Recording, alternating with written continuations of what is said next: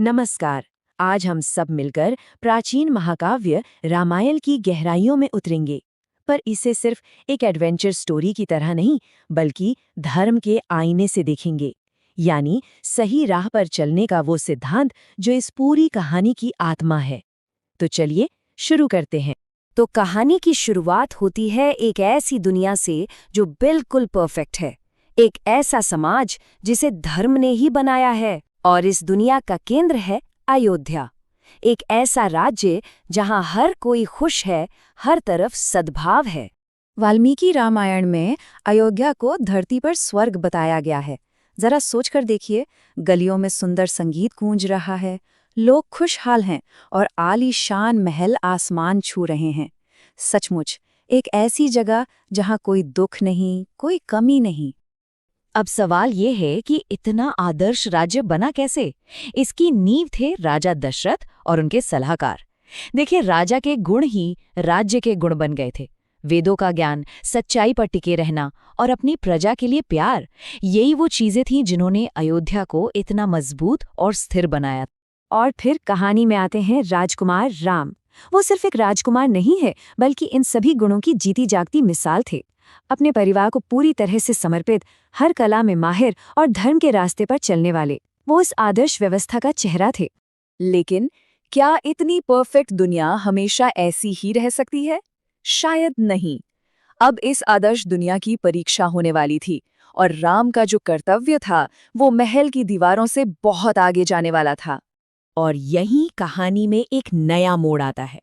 महान ऋषि विश्वामित्र दरबार में आते हैं और राजा दशरथ से एक ऐसी चीज मांग लेते हैं जो किसी भी पिता के लिए देना मुश्किल है।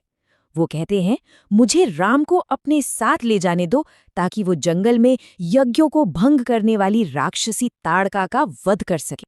और यहीं से हमें धर्म की पेचीदगियों का एहसास होता है। विश्वामित्र राम को समझाते हैं कि एक राजा का कर्तव्य बहुत बड़ा होता है। कभी कभी सबकी भलाई के लिए ऐसे फैसले लेने पड़ते हैं जो नैतिक रूप से बहुत कठिन लगते हैं। राम ने अपना कर्तव्य निभाया और ताड़का का वध किया। उनके इस कौशल और कर्तव्य की भावना से विश्वामित्र इतने प्रभावित हुए कि उन्होंने राम को दिव्य अस्त्रों का ज्ञान दिया।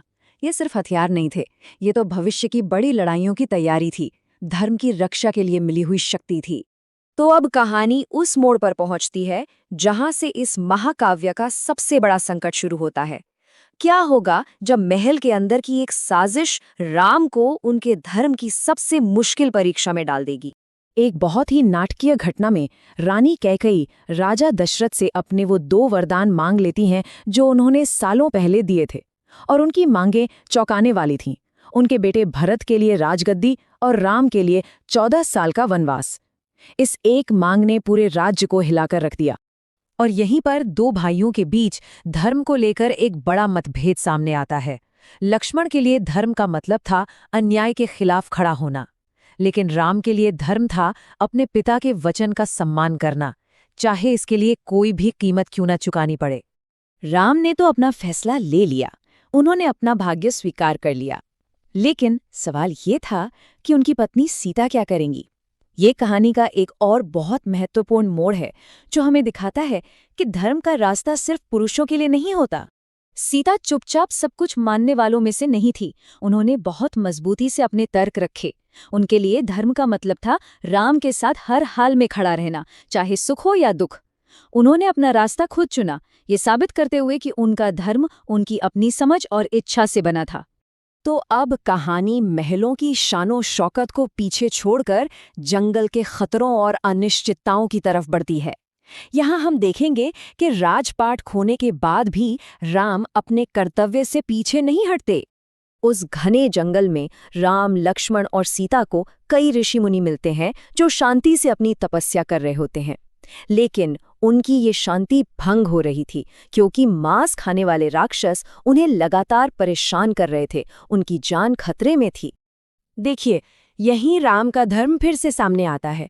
उनके पास अब कोई सिंहासन नहीं था, कोई सेना नहीं थी, लेकिन उनका कर्तव्य बोध अभी भी जिंदा था।